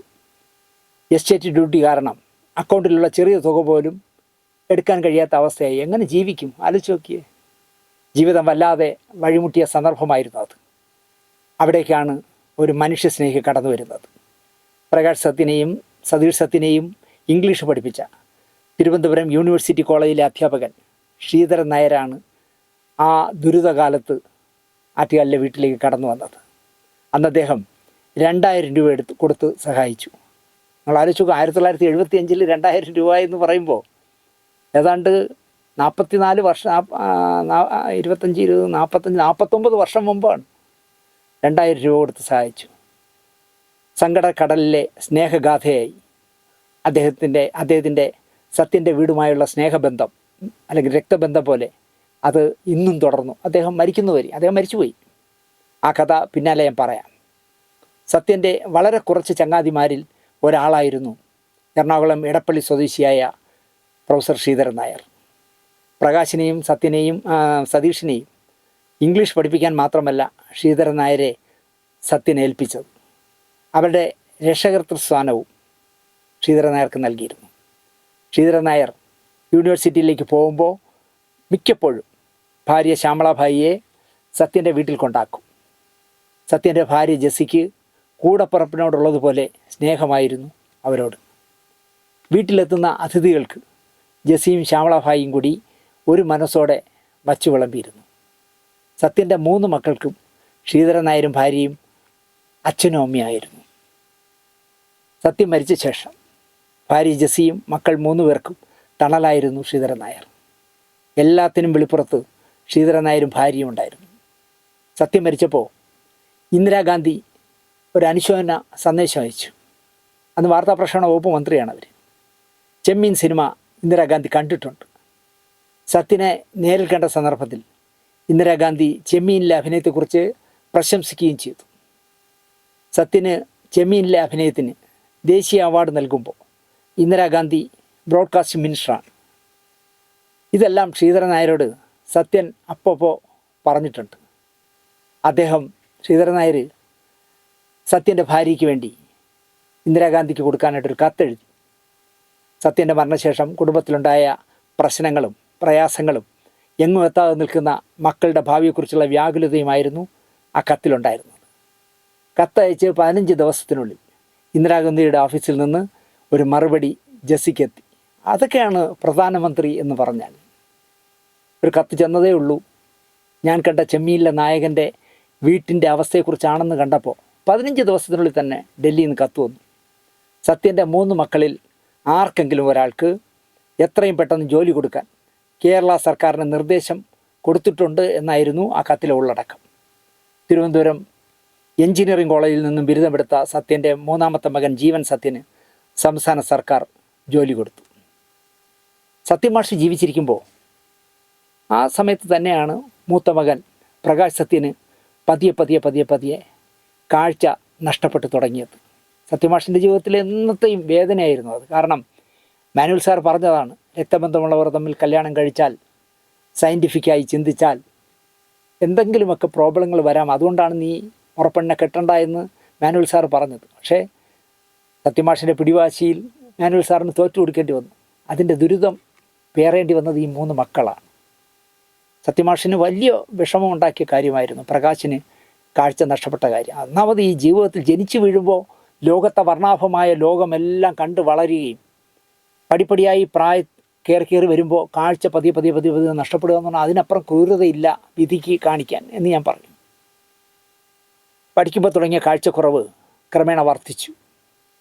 വായിക്കുന്നത് കണ്ണിന് കൂടുതൽ ദോഷമാകും, പഠിത്തത്തിൽ നിന്നും പിന്തിരിപ്പിക്കാൻ സത്യം ശ്രമിച്ചു. കാരണം ഡോക്ടർമാർ പറഞ്ഞു, ഇങ്ങനെ പുസ്തകത്തിൽ വായിക്കരുത്, കണ്ണിന് സ്ട്രെയിൻ കൊടുക്കരുത്, അത് കൂടുതൽ അപകടം ചെയ്യുമെന്ന് പറഞ്ഞപ്പോൾ സത്യമാഷ് മകനോട് പറഞ്ഞു, പ്രകാശേ നമുക്ക് പഠിത്തം അവസാനിപ്പിക്കാം, കണ്ണല്ലേ വലുത് എന്ന് പറഞ്ഞു. പക്ഷേ പ്രകാശ് MA പാസ്സാകണമെന്ന വാശിയിൽ ഉറച്ചു നിന്നു. അങ്ങനെ വായിക്കാതിരിക്കാനായി സത്യമാഷ് ടേപ്പ് റെക്കോർഡർ അടക്കം എന്തെല്ലാം വാങ്ങിക്കൊടുക്കാമോ അതെല്ലാം പ്രകാശിന് വാങ്ങിക്കൊടുത്തു. പ്രശസ്തമായ രീതിയിൽ പ്രകാശ് സത്യൻ MA പാസ്സാവുകയും ചെയ്തു. പ്രകാശിൻ്റെ ചികിത്സയ്ക്കായി അമേരിക്കയിലും സോവിയറ്റ് യൂണിയൻ മുതലായ രാജ്യങ്ങളിലെ വിദഗ്ധരായ ഡോക്ടർമാരുമായിട്ട് ഈ വിഷയം പറഞ്ഞ് അവരുടെ ഉപദേശം തേടുകയുണ്ടായി. സത്യമാഷിൻ്റെ ഏറ്റവും വലിയ വേദനയായി പ്രകാശിൻ്റെ കാഴ്ചക്കുറവ്. പ്രകാശിൻ്റെ സന്തോഷത്തിനായി സത്യമാഷ് എന്ത് ചെയ്യുമായിരുന്നു. 2015 പ്രകാശ് സത്യം മരിച്ചു. പൂർണ്ണമായും കാഴ്ച നശിച്ച പ്രകാശ് ബാത്റൂമിൽ തെന്നി വീഴുകയായിരുന്നു. നന്നായി തലയടിച്ചു വീണു. അക്കാലത്ത് അദ്ദേഹം PMGയിലായിരുന്നു താമസിച്ചിരുന്നത്. രാത്രിയിൽ തലയടിച്ച് വീണുവെങ്കിലും ആരെയും ബുദ്ധിമുട്ടിക്കേണ്ട, നേരം വെളുക്കട്ടെ എന്ന് കരുതി. നേരം പുലരുമ്പോഴേക്കും ബ്രെയിൻ ഫീവറൊക്കെയായി മാറി. ICUവിൽ കോമ സ്റ്റേജിൽ, ഒരു പുറം ലോകമായിട്ട് ഒരു ബന്ധവുമില്ലാതെ ICU യൂണിറ്റിൽ കുറേ നാൾ കിടന്നു. റിക്കവർ ചെയ്തു വന്നു. പതുക്കെ ഗ്രാജുവലായിട്ട് അസുഖം ഭേദമായി വന്ന സന്ദർഭത്തിൽ ഏതോ ഗുളിക, ഏതോ വിവരം കേട്ട നേഴ്സ് കൊടുത്തത് ലങ്സിൽ കയറി അത് പ്രശ്നമായി. മരണത്തിന് അത് കാരണമായി. 67ാമത്തെ വയസ്സിലായിരുന്നു പ്രകാശ് സത്യൻ്റെ വിടവാങ്ങൽ. 1987 സത്യമാഷിൻ്റെ ഭാര്യ ജെസ്സി മരിച്ചു പോയിരുന്നു. പ്രകാശ് അവിവാഹിതനായിരുന്നു. ഇംഗ്ലീഷ് സാഹിത്യം പഠിച്ച സത്യമാഷിൻ്റെ 2ാമത്തെ മകൻ സതീഷ് സത്യൻ താൽക്കാലിക നിയമനത്തിൽ സെക്രട്ടേറിയറ്റിൽ ജോലി വാങ്ങി. താൽക്കാലിക എംപ്ലോയ്മെൻറ്റിൻ്റെ ജോലി കിട്ടി. ഒരു ദിവസം സതീഷ് സത്യൻ ജോലി ചെയ്തുകൊണ്ടിരിക്കുമ്പോൾ അന്നത്തെ മുഖ്യമന്ത്രിയായ K. കരുണാകരൻ അതുവഴി കടന്നുപോയി. ഇതൊക്കെയാണ് ഓരോ നിമിത്തങ്ങളെന്ന് പറയുന്നത്. നമ്മൾ രാഷ്ട്രീയമൊന്നും ഇല്ലാതെ തന്നെ സംസാരിക്കാം. ഒരു മനുഷ്യപ്പറ്റ ഒരാളിനെ ഇത് ചെയ്യാൻ പറ്റും. സതീഷ് സത്യൻ ജോലി ചെയ്യുന്നതിൻ്റെ മുന്നിലൂടെ K. കരുണാകരൻ നടന്നു പോയപ്പോൾ സീറ്റിലിരിക്കുന്ന സതീഷ് സത്യനെ ഒരു ഉദ്യോഗസ്ഥൻ കണ്ടു. അയാൾ കരുണാകരനോട് പറഞ്ഞു, ആ ഇരിക്കുന്ന യുവാവ് സിനിമാ നടൻ സത്യൻ്റെ മകനാണ്. ഓഹോ അത് ശരി എന്ന് പറഞ്ഞ് ബ്രേക്ക് ഇട്ടു കരുണാകരൻ. അദ്ദേഹം നേരെ സതീഷ് സത്യൻ്റെ അടുത്തേക്ക് ചെന്നു. വിശേഷങ്ങൾ ചോദിച്ചു. എല്ലാം പറഞ്ഞ കൂട്ടത്തിൽ തനിക്ക് താൽക്കാലിക ജോലിയാണ് എന്നും സതീഷ് പറഞ്ഞു. ഓ അത് ശരി, നടക്കട്ടെ എന്ന് പറഞ്ഞ് കരുണാകരൻ നടന്നുപോയി. പിറ്റേന്ന് രാവിലെ സതീഷ് ഓഫീസിലെത്തുമ്പോൾ അവിടെ ഒരു ഉത്സവ ലഹരിയുടെ മൂഡാണ് ഓഫീസിൽ. സതീഷിനെ കാത്ത് സഹപ്രവർത്തകർ മേശയ്ക്ക് ചുറ്റും നിൽക്കുന്നു. ഒരു സഹപ്രവർത്തകൻ പറഞ്ഞു, സതീഷേ, ഇവരെല്ലാം താങ്കൾ വരുന്നതും കാത്ത് നിൽക്കുകയായിരുന്നു. സതീഷ് കാരണം ഇവരെല്ലാവരും രക്ഷപ്പെട്ടു. കഴിക്കൂ എന്ന് പറഞ്ഞ് മധുര പലഹാരങ്ങളെടുത്ത് സതീഷ് നീട്ടി. പക്ഷെ സതീഷിന് കാര്യം മനസ്സിലായില്ല. തലേന്ന് സതീഷിനെ കണ്ടിട്ട് പോയ K. കരുണാകരൻ സതീഷിൻ്റെ ഫയൽ വിളിച്ചു വരുത്തി പരിശോധിച്ചു. അപ്പോഴാണ് താൽക്കാലിക ജീവനക്കാരനാണ് സതീഷ് എന്നും, സതീഷ് മാത്രമല്ല 56 പേർ ആ സമയത്ത് സെക്രട്ടേറിയറ്റിൽ താൽക്കാലിക ജീവനക്കാരായി സതീഷിനെ പോലെ തന്നെ ഉണ്ട് എന്നും അദ്ദേഹം ഫയലിൽ നിന്ന് പഠിച്ചു. എന്ന് മാത്രമല്ല അവരുടെ കാലാവധി ഏതാണ്ട് അവസാനിക്കാറുമായി. 6 മാസം എന്തോ ആണല്ലോ ഈ താൽക്കാലിക നിയമനം നൽകുന്നത്. ആ 56 പേരെയും സ്ഥിരപ്പെടുത്തിക്കൊണ്ട് അന്ന് വൈകുന്നേരം തന്നെ, അതായത് സതീഷ് സത്യനെ കണ്ടതിൻ്റെ അന്ന് വൈകുന്നേരം തന്നെ ഓർഡർ ഇറങ്ങി, മുഖ്യമന്ത്രി ഓർഡർ ഇട്ടു ആ 56 പേരെയും സ്ഥിരപ്പെടുത്താൻ. ആര് ചെയ്യും?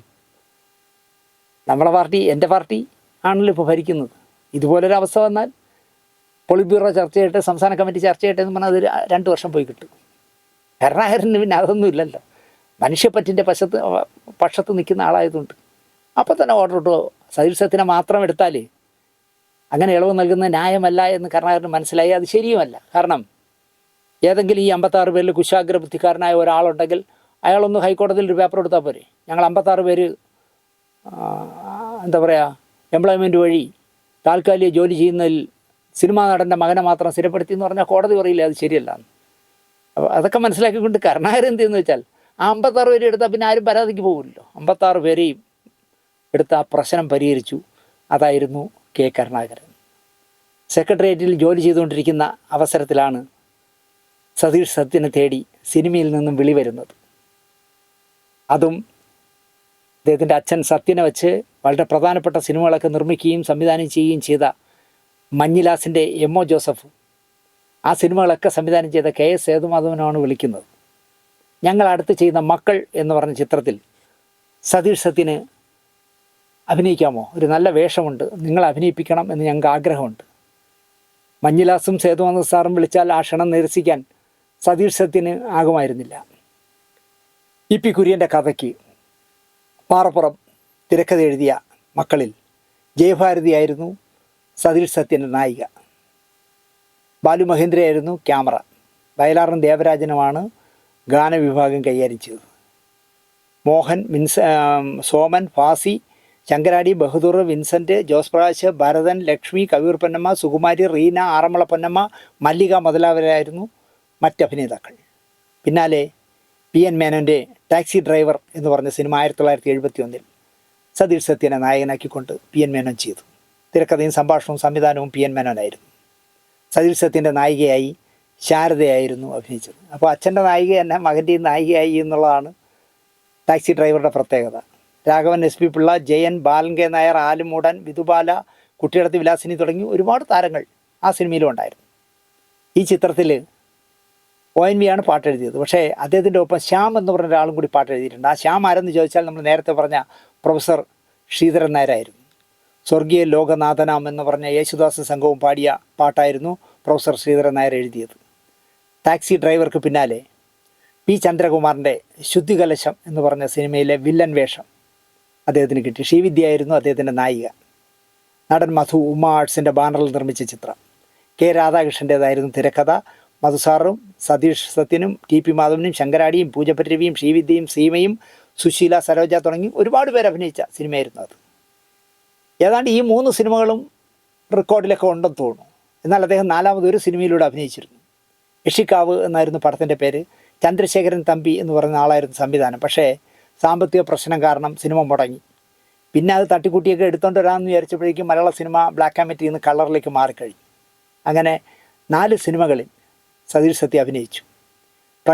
പ്രകാശ് സത്യന് പിന്നാലെ സതീഷ് സത്യൻ്റെ കണ്ണിലും ഇരുട്ട് വ്യാപിക്കുന്ന കാലത്തായിരുന്നു അദ്ദേഹം സിനിമയിൽ അഭിനയിക്കാനായി പോയത്.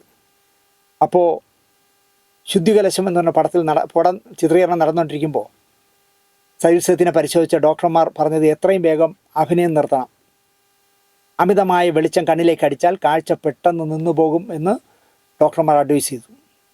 തുടർച്ചയായി അവസരങ്ങൾ വന്നു തുടങ്ങിയ സമയത്തായിരുന്നു വിധി സതീഷിനെ തട്ടിമാറ്റിയത്.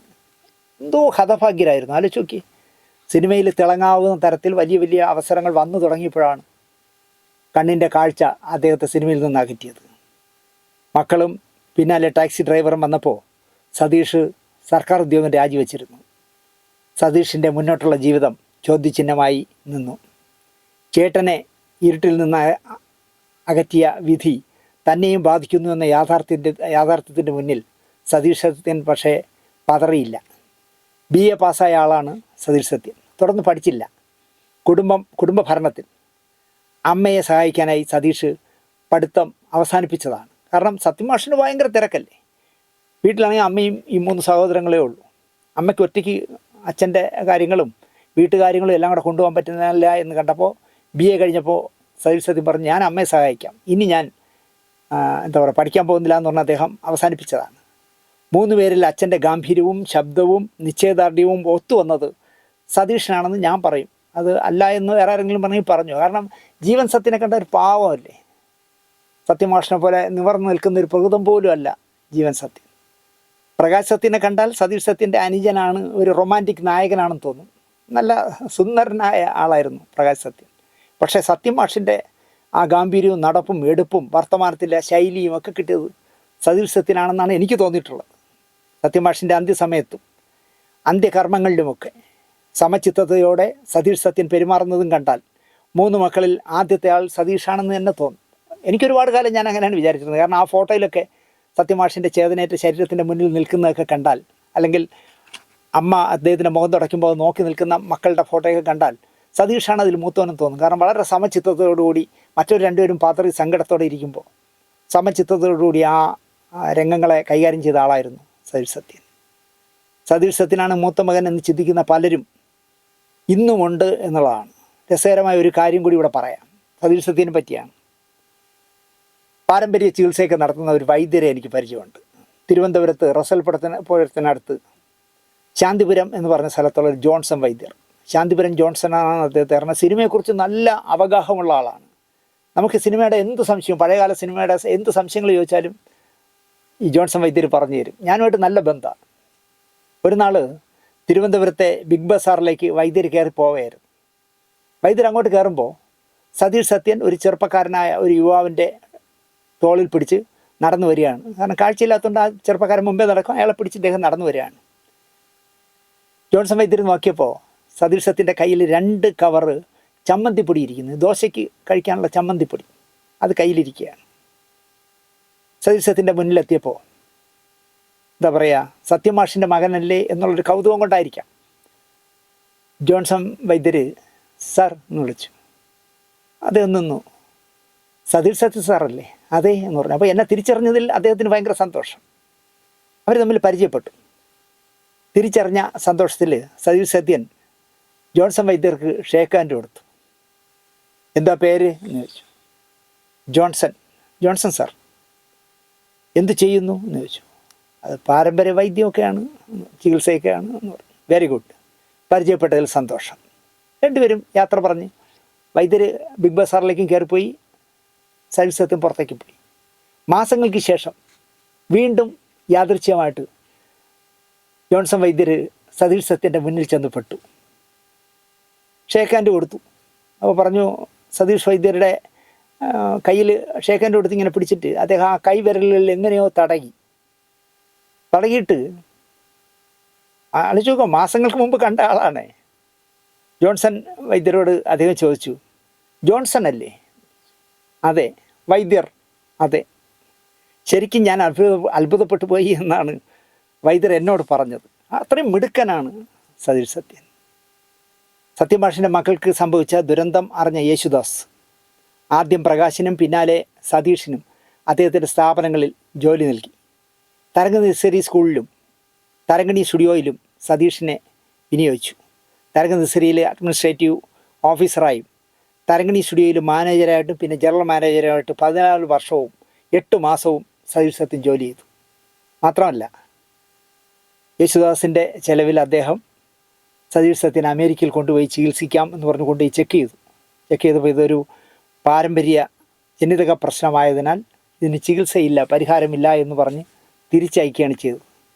ഏതാണ്ട് 36 വർഷക്കാലമായി സതീഷ് സത്യൻ ജീവിക്കുന്നത് നേരത്തെ പറഞ്ഞ സത്യമാഷിൻ്റെ സുഹൃത്ത് പ്രൊഫസർ ശ്രീധരൻ നായരുടെയും ഭാര്യ ശ്യാമളഭായിയുടെയും ഒപ്പമാണ്. ശ്രീധരൻ നായർ എന്ന മനുഷ്യ സ്നേഹിക്ക് 4 മക്കളാണ്. വളർത്തുമകനെന്ന ചേരിതിരിവൊന്നുമില്ലാതെ സതീഷിനെ മൂത്ത മകനായി ആ കുടുംബം സ്വീകരിച്ചു. ശ്രീധരൻ നായർ സാർ മരിച്ചുപോയി എങ്കിലും ഇന്നും അദ്ദേഹത്തിൻ്റെ 4 മക്കളും സതീഷ് സത്യനെ മൂത്ത ജ്യേഷ്ഠനായി തന്നെ കാണുന്നു. അച്ഛൻ വിട പറഞ്ഞു പോയതിനാൽ ശരിക്കും അച്ഛൻ്റെ സ്ഥാനത്താണ് സതീഷ് സത്യനെ ഇപ്പോൾ ആ 4 മക്കളും കാണുന്നത്, അല്ലെങ്കിൽ 4 സഹോദരങ്ങളും കാണുന്നത്. തിരുവനന്തപുരത്തെ ശ്രീധരൻ നായർ സാറിൻ്റെ വീട്ടിൽ ഇപ്പോൾ സതീഷ് സത്യനും വളർത്തമ്മയായ ശ്യാമളഭായി മാത്രമേ ഉള്ളൂ. സസ്യാഹാരം കഴിക്കുന്ന ശ്യാമളയമ്മ തൻ്റെ മകൻ സതീഷിനായി നോൺ വെജിറ്റേറിയൻ ഭക്ഷണം ഉണ്ടാക്കി കൊടുക്കുമെന്ന് പറഞ്ഞാൽ ആ അമ്മയുടെയും മകൻ്റെയും ഇഴയെടുപ്പം നമുക്ക് മനസ്സിലാവും. വലിയേട്ടൻ്റെ അനുവാദമില്ലാതെ 4 പേരും ഔദ്യോഗികമായി ഉയരുമ്പോഴും ഒന്നും ചെയ്തിട്ടില്ല എന്നും അവരിൽ ഒരാളായ സഹോദരിയുടെ വിവാഹത്തിന് വരനെ ഹാരാർപ്പണം ചെയ്ത് സ്വീകരിച്ചത് മൂത്ത ജ്യേഷ്ഠനായ സതീഷ് സത്യനാണെന്ന് പറയുമ്പോൾ ശ്രീധരൻ നായർ സാറിൻ്റെ 4 മക്കളുടെയും ഗുരുത്വവും വലിയേട്ടനോടുള്ള സ്നേഹത്തിനും മാതൃകയായി കാണാം. ഇന്നത്തെ കാലത്ത് ആര് ചെയ്യും? നിങ്ങൾ ആലോചിച്ച് നോക്കൂ. എൻ്റെ സുഹൃത്തിൻ്റെ മക്കളാണ് എന്നുള്ളതുകൊണ്ട് വേണമെങ്കിൽ അയാൾക്ക് എവിടെയെങ്കിലും താമസിക്കാനുള്ള ചിലവെല്ലാം ഞാൻ നോക്കാമെന്ന് പറയും. പക്ഷേ അദ്ദേഹം വീട്ടിൽ കൊണ്ടുവന്ന് താമസിപ്പിക്കുക മാത്രമല്ല, അദ്ദേഹം ജന്മം കൊടുത്ത 4 മക്കളോടും നിങ്ങളുടെ മൂത്ത ജ്യേഷ്ഠനായ അയാളെ കാണണമെന്ന് പറയുക മാത്രമല്ല, ശ്രീധരൻ നായർ സാറിൻ്റെ മകളുടെ വിവാഹത്തിന് വരനെ സ്വീകരിച്ചത്, അളിയനായിട്ട് സ്വീകരിച്ചത്, ഹാരമിട്ട് സ്വീകരിച്ചത് സതീഷ് സത്യനാണ് എന്ന് പറയുമ്പോൾ, അല്ലെങ്കിൽ വെജിറ്റേറിയൻ ഭക്ഷണം മാത്രം കഴിക്കുന്ന ആ അമ്മ സതീഷ് സത്യന് വേണ്ടി നോൺ വെജിറ്റേറിയൻ ഉണ്ടാക്കി കൊടുക്കുന്നു എന്ന് പറയുമ്പോൾ ആ അമ്മയും മകനുമായിട്ടുള്ള ഇഴയെടുപ്പം നമുക്ക് മനസ്സിലാവും. എൻ്റെ എല്ലാം തിരിച്ചെടുത്തിട്ട് ദൈവം പകരം തന്ന അമ്മയാണ് എൻ്റെ അമ്മയാണ് എൻ്റെ വളർത്തച്ഛനും അമ്മയും കുട്ടികളും എന്നാണ് സതീഷ് സത്യ എപ്പോഴും പറയാറ്. എൻ്റെ കാഴ്ച പോയി, എൻ്റെ ജീവിതത്തിലെല്ലാം നഷ്ടപ്പെട്ടു, പക്ഷേ പകരം എനിക്ക് ദൈവം തന്നത് ഈ അമ്മയെയും അച്ഛനെയും ഈ 4 സഹോദരങ്ങളെയും ആണെന്നാണ് സതീഷ് സത്യം പറയാറ്. മൂന്നാമത്തെ മകനാണ് ജീവൻ സത്യൻ. എൻജിനീയറാണ്. ക്രമേണ അദ്ദേഹത്തിൻ്റെ കാഴ്ചയും അസ്തമിച്ചു. തിരുവനന്തപുരം ജനറൽ ആശുപത്രിക്കടുത്ത് ജീവൻ സത്യൻ താമസിക്കുന്നു. ഏക മകൾ ആശാ ജീവൻ സത്യൻ അപ്പൂപ്പനെ പോലെ കലാകാരിയാണ്. യൂണിവേഴ്സിറ്റി തലത്തിൽ അംഗീകാരം നേടിയ നർത്തകിയും ഗായികയുമായിരുന്നു അവർ. തിരുവനന്തപുരം വിമൻസ് കോളേജിൽ അധ്യാപികയായ ആശയെ ഞാൻ ഇന്നലെ വിളിച്ച് സംസാരിച്ചു. രാത്രി ഒരുപാട് വൈകിയാണ് വിളിച്ചത്. എനിക്ക് നമ്പർ കിട്ടാൻ ഇത്തിരി ബുദ്ധിമുട്ടി. അപ്പം നമ്പർ കിട്ടിയപ്പോൾ ഞാൻ അവരെ വിളിച്ചിട്ട് ഞാൻ പറഞ്ഞു, ഈ രാത്രി ഇങ്ങനെ ഒരു പരിചിതനല്ലാത്ത ഒരാൾ ഒരു ലേഡിയെ വിളിക്കുന്നത് ശരിയല്ല എന്ന് എനിക്കറിയാം. അത് ആമുഖമായിട്ട് ഞാൻ പറഞ്ഞിട്ട് ഞാൻ പറഞ്ഞു, എൻ്റെ പേര് ഇങ്ങനെയാണ്, ഞാനിങ്ങനെ ഒരു യൂട്യൂബ് നടത്തുന്നുണ്ട്. ഇപ്പം ജൂൺ 15-ാം തീയതി സത്യമാഷ് മരിച്ച ദിവസമാണല്ലോ. അപ്പം ഞാൻ ചെയ്യുന്നത് സത്യമാഷിൻ്റെ 3 മക്കൾ എന്ത് ചെയ്യുന്നു എന്നുള്ളതാണ്. എനിക്ക് താങ്കളുടെ ഒരു ചെറിയ സഹായം വേണം, പറയൂ.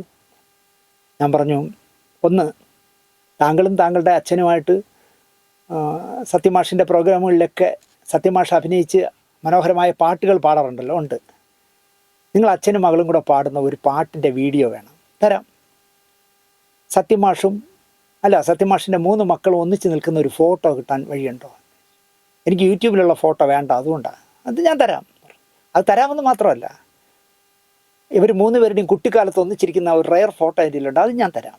പക്ഷേ ഞാനിപ്പോൾ വീട്ടിലില്ല. ഞാൻ രാത്രി ഒരു 9 മണിക്ക് അയച്ചാൽ മതി. ഞാൻ 9 അല്ല, 9, 10, 11, 12, അല്ലെങ്കിൽ നാളെ രാവിലെ അയച്ചാലും മതി. മറക്കാതെ അയച്ചാൽ മതി. അയക്കാം എന്ന് പറഞ്ഞു. അവർ കൃത്യമായിട്ട് രാവിലെ ആയപ്പോൾ എനിക്ക് മെസ്സേജ് ഇട്ടിരിക്കുന്നത്. അതാണ് ഈ സത്യമാഷിൻ്റെയൊക്കെ മക്കൾക്ക് പോലും ആ ഡിസിപ്ലിൻ ഉള്ളത്. അവർ രാവിലെ എനിക്ക് മെസ്സേജ് ഇട്ടിരിക്കുന്നു, ഞാൻ ഫോട്ടോയും പാട്ടും അയച്ചിട്ടുണ്ട്. ഞാൻ പെട്ടെന്ന് എടുത്ത് വെച്ച് നോക്കിയപ്പോൾ മനോഹരമായ പാട്ട് ജീവൻ സത്യനും ആശയും കൂടെ പാടുന്നത്. അപ്പോൾ ആദ്യം നമുക്ക് ആ പാട്ട് കേൾക്കാം.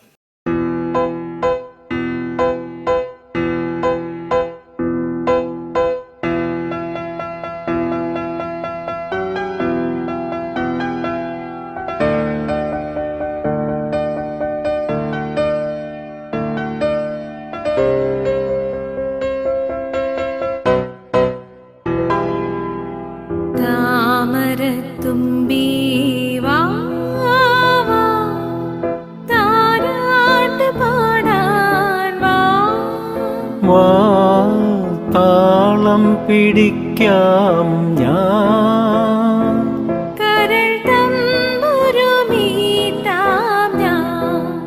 വാ താമരത്തുമ്പി വാ വാ, താരാട്ട് പാടാൻ വാ.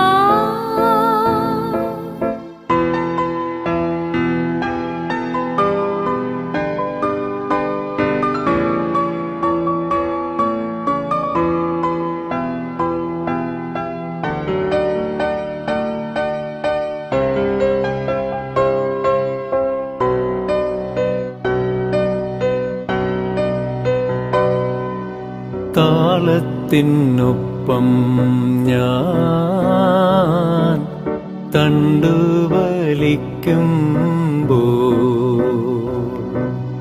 വെള്ളിച്ചീലങ്ക കെട്ടി ചുറ്റും തുള്ളും പൊന്നോളം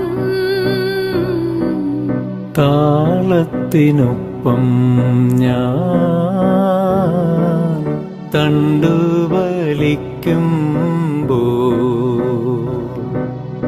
വെള്ളിച്ചീലങ്ക കെട്ടി ചുറ്റും തുള്ളും പൊന്നോളം വാ താമരത്തുമ്പി വാ വാ താരാട്ട് പാടാൻ വാ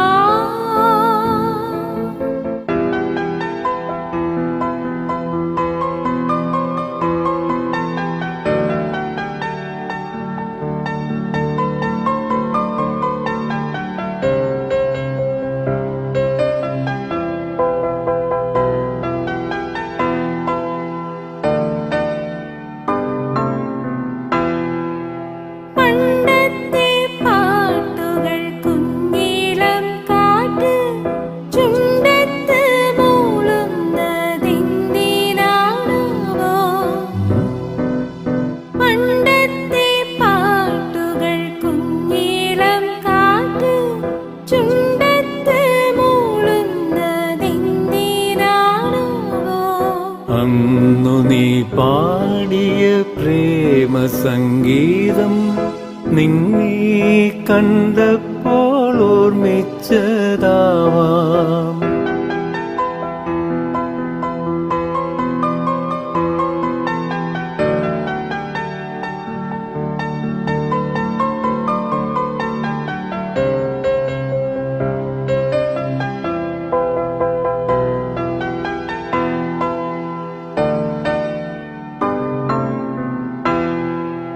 വള്ളിക്കൂടിൽ വിട്ട പുള്ളിപ്പീടമാ വെള്ളാമ്പൽ ചോലയിൽ നോക്കുന്നതിന്റെ എന്നോമൽ തോഴി തൻ സൗന്ദര്യസാനോ കണ്ണാടി നോക്കി പകർത്തുന്നതാവാം ഓഹോ എന്നോമൽ തോഴി തൻ സൗന്ദര്യസാനോ കണ്ണാടി നോക്കി പകർത്തുന്നതാവാം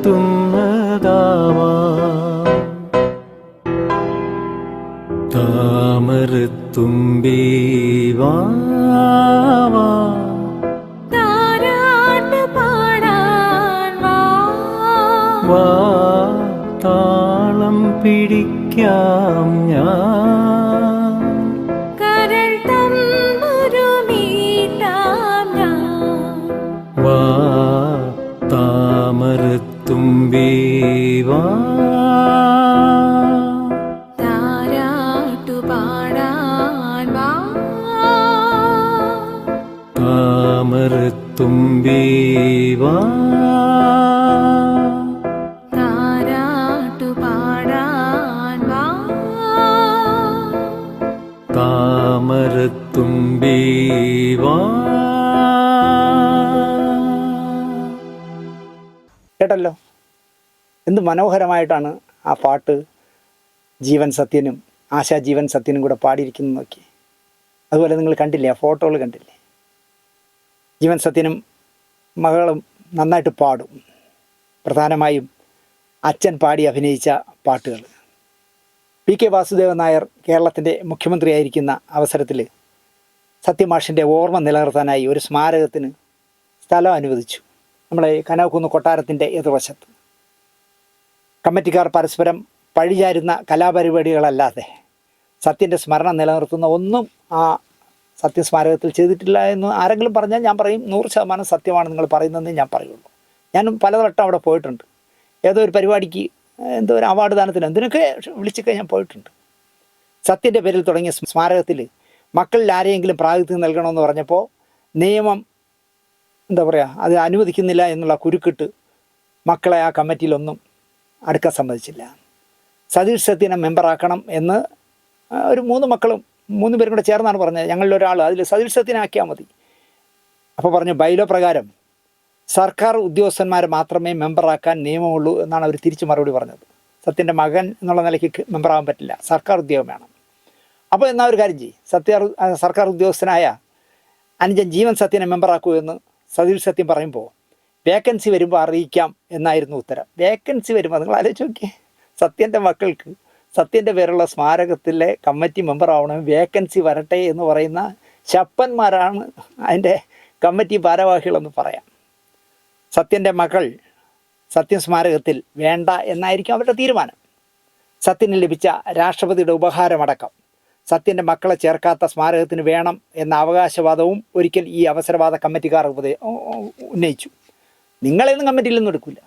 പക്ഷേ സത്യന് കിട്ടിയ രാഷ്ട്രപതിയുടെ അവാർഡടക്കം, അതുപോലെ സംസ്ഥാന സർക്കാരിൻ്റെ ആദ്യത്തെയും 3ാമത്തെയും മികച്ച നടൻ്റെ അവാർഡ് സത്യമാഷനായിരുന്നല്ലോ. അതൊക്കെ ഈ തരണം, അതെല്ലാം ഞങ്ങളിവിടെ വയ്ക്കുക, അത് ഞങ്ങൾക്കുള്ളതാണല്ല, സത്യൻ്റെ മക്കൾക്കുള്ളതല്ല എന്നുള്ള അവകാശവാദം ഉന്നയിച്ചു. സത്യ സ്മാരകത്തിൽ സത്യൻ മാത്രം ഇല്ലാതാവുകയും ഓണത്തിനും ന്യൂ ഇയറിനും ഒക്കെ അദ്ദേഹത്തിൻ്റെ പേരിലുള്ള സ്മാരകം ഉത്സവ കച്ചവടത്തിന് നൽകി വാടക പിരിക്കാൻ മാത്രമായപ്പോൾ ആ 3 മക്കളും ചേർന്ന് സത്യൻ ഫൗണ്ടേഷൻ രൂപീകരിച്ചു. ഞാൻ പലപ്പോഴും ആലോചിക്കും, ഈ ഓണാഘോഷമൊക്കെ നടക്കുമ്പോഴേ മറ്റേ വടക്കേ ഇന്ത്യയിൽ നിന്ന് വരുന്നവരുടെ തുണിക്കച്ചവടവും കലം കച്ചവടവും ഒക്കെയാണ് ഈ സത്യ സ്മാരകത്തിൽ നടക്കുന്നത്. അല്ല അതിനകത്തൊന്നും വേറെ ഒന്നും നടക്കുന്നത് ഞാൻ കണ്ടിട്ടില്ല. അപ്പോൾ 3 മക്കളും കൂടെ ഒരു തീരുമാനം എടുത്തു, അച്ഛൻ്റെ ഓർമ്മ നിലനിർത്താനായിട്ട് നമുക്കൊരു സത്യൻ ഫൗണ്ടേഷൻ ഉണ്ടാക്കാമെന്ന്. ഈ സത്യൻ ഫൗണ്ടേഷൻ്റെ ചെയർമാനാണ് ജീവൻ സത്യൻ, വൈസ് ചെയർമാനാണ്, ചെയർപേഴ്സണാണ് ആശാ ജീവൻ സത്യൻ. നമ്മുടെ മധുസാറാണ് ഫൗണ്ടേഷൻ്റെ മുഖ്യ രക്ഷാധികാരി. എല്ലാ വർഷവും സിനിമാ രംഗത്തെ സംഭാവനയ്ക്ക് നല്ല നടനുള്ള ഫൗണ്ടേഷൻ അവാർഡ് നൽകുന്നു. സത്യമാഷിൻ്റെ ജന്മദിനമായ നവംബർ 9 ഈ അവാർഡ് നൽകും. അങ്ങനെ അത് കാര്യമായിട്ട് അവർ കൊണ്ടുപോകുന്നു. അവിടെ പാടിയ പാട്ടാണ് നിങ്ങൾ നേരത്തെ കേട്ടത്. എനിക്ക് പ്രിയപ്പെട്ട ലൈസ് ക്യാമറ ആക്ഷൻ്റെ കാഴ്ചക്കാരോട് ചോദിക്കാനുള്ളത്, സത്യൻ മാഷിൻ്റെ മക്കൾ പ്രകാശ് സത്യനെക്കുറിച്ചും സതീഷ് സത്യനെക്കുറിച്ചും ജീവൻ സത്യനെക്കുറിച്ചും ഇനി നിങ്ങൾക്ക് സംശയം ഉണ്ടാകില്ല എന്ന് ഞാൻ വിശ്വസിക്കുന്നു. അതുകൊണ്ട് തന്നെ ഈ പ്രോഗ്രാം ചെയ്യാൻ എനിക്ക് വലിയ അതിയായ സന്തോഷമുണ്ടായി എന്ന് മാത്രമല്ല, ഇന്നെനിക്ക് ജീവൻ സത്യൻ്റെ നമ്പർ കിട്ടി. കാരണം സത്യമാഷും അച്ഛൻ മാനുവൽ സാറും പഠിപ്പിച്ചിരുന്ന ഒരു സ്കൂളുണ്ട് സത്യം നഗറിൽ, പാപ്പനംകോട്ട്. ഞാൻ ആ സ്കൂളിൽ പോയിരുന്നു. അപ്പോൾ അവിടെ വച്ച് സത്യമാഷിൻ്റെ ഒരു ബന്ധു എന്ന് പറയാം, അതായത് സത്യമാഷിൻ്റെ നേരെ അനിയൻ ചെല്ലയൻ നാടാരുടെ ഭാര്യയുടെ അനുജത്തിയുടെ മകനെ ഞാൻ അവിടെ വെച്ച് പരിചയപ്പെട്ടു, സുശീലിനെ പരിചയപ്പെട്ടപ്പോൾ ഞാൻ സുശീലിനോട് ചോദിച്ചു, എനിക്ക് ജീവൻ സത്യൻ്റെ നമ്പർ തരുമോ എന്ന് ചോദിച്ചിരുന്നു 2-3 ദിവസം മുമ്പ്. ഇന്ന് സ്കൂളിൽ വെച്ച് കണ്ടപ്പോൾ എനിക്ക് ജീവൻ സത്യൻ്റെ നമ്പരും തന്നു. അപ്പോൾ ആശയുടെ നമ്പർ വേണ്ടിയിലുണ്ട്, ജീവൻ സത്യൻ്റെ നമ്പർ വേണ്ടിയിലുണ്ട്. ആ സുശീലിനൊക്കെ സത്യമാഷിനോടുള്ളൊരു സ്നേഹവും ബഹുമാനവും കാണുമ്പോൾ, മുറ പറയുകയാണെങ്കിൽ അയാളുടെ വലിയച്ഛൻ, അതായത് അയാളുടെ അച്ഛൻ്റെ ജ്യേഷ്ഠൻ്റെ ജ്യേഷ്ഠൻ. അപ്പോൾ ആ സത്യമാഷിനോടൊക്കെ സുശീലിനൊക്കെ കാണിക്കുന്ന ബഹുമാനവും സ്നേഹവും ആദരവും ഒക്കെ കാണുമ്പോൾ, അർഹതപ്പെട്ടിരുന്ന ഒരു ബഹുമാനം സംസ്ഥാനം നൽകിയിരുന്നോ, അല്ലെങ്കിൽ ഇവിടുത്തെ സിനിമാ സംഘടനകൾ നൽകിയിരുന്നോ, സർക്കാർ നൽകിയിരുന്നോ എന്നൊക്കെ ചോദിച്ചാൽ, പി.കെ. വാസുദേവൻ നായർ ഒരു സ്ഥലം അനുവദിച്ചാൽ അവിടെ എന്താണ് കെട്ടി, അവരെന്താണ് ആ കമ്മിറ്റിക്കാർ ചെയ്യുന്നത്, അവിടെ എന്തൊക്കെയാണ് നടക്കുന്നതെന്ന് നിങ്ങൾ അന്വേഷിക്കണ്ടേ. സത്യമാഷിൻ്റെ കുറേ വിലപ്പെട്ട ഫോട്ടോകൾ അവിടെ ഫ്രെയിം ചെയ്ത് വെച്ചിട്ടുണ്ട് വലുതായിട്ട്. പിന്നെ ഞാൻ നേരത്തെ പറഞ്ഞ പോലുള്ള കലാപരിപാടികളാണ്. ഓണത്തിനും ന്യൂ ഇയറിനുമൊക്കെ വടക്കേ ഇന്ത്യക്കാർക്ക് കച്ചവടം നടത്താനുള്ള സ്ഥാപനമായിട്ടല്ലല്ലോ അത് നിർത്തേണ്ടേ. പക്ഷേ സത്യമാഷിൻ്റെ എന്താ പറയുക, സിനിമകളുടെ പ്രിൻറ്റും അദ്ദേഹത്തിന് കിട്ടിയ അംഗീകാരങ്ങളും അദ്ദേഹത്തിൻ്റെ കഥാപാത്രങ്ങളെക്കുറിച്ചുള്ള പഠനവും ഒക്കെ നടത്തേണ്ട ഒരു കേന്ദ്രമായിരുന്നു. അതൊന്നും അവിടെ ഉണ്ടായിട്ടില്ല എന്നുള്ളതാണ്. എന്തായാലും സത്യൻ ഫൗണ്ടേഷനെങ്കിലും അതൊക്കെ ചെയ്യട്ടെ എന്ന് ആശിക്കുന്നു. സത്യമാഷിൻ്റെ കഥ, അല്ലെങ്കിൽ സത്യമാഷിൻ്റെ 3 മക്കളുടെ കഥ, അല്ലെങ്കിൽ സത്യമാഷിൻ്റെയും ഭാര്യയുടെയും 3 മക്കളുടെയും കഥ നിങ്ങൾക്ക് ഇഷ്ടപ്പെട്ടിരിക്കും എന്ന് വിശ്വസിച്ചുകൊണ്ട്, ഇനിയും സത്യമാഷിനെക്കുറിച്ച് ചെയ്യാൻ ഒരുപാട് കഥകൾ ചെയ്യാം എന്ന് ഉറപ്പ് നൽകിക്കൊണ്ട് ഈ എപ്പിസോഡ് ഇവിടെ അവസാനിപ്പിക്കുന്നതിന് മുമ്പ് ജെസ്സി ജീവൻ സത്യന് ഒരു പ്രത്യേക നമസ്കാരം പറയുന്നു. കാരണം നേരിൽ പരിചയമില്ലാത്ത ഞാൻ വിളിച്ചിട്ട് പോലും അച്ഛനും ആശയും കൂടി പാടുന്ന പാട്ടും അദ്ദേഹത്തിൻ്റെ എന്താ പറയുക, അച്ഛൻ്റെയും വലിയച്ഛന്മാരുടെയും കുട്ടിക്കാലത്തുള്ള ഫോട്ടോയും ചെറുപ്പകാലത്തുള്ള ഫോട്ടോയൊക്കെ എനിക്ക് അയച്ചു തന്ന ആ വലിയ മനസ്സിന് ഒരു നല്ല നമസ്കാരം പ്രത്യേകം പറഞ്ഞുകൊണ്ട് ഈ എപ്പിസോഡ് ഇവിടെ അവസാനിപ്പിക്കുന്നു. നന്ദി, നമസ്കാരം.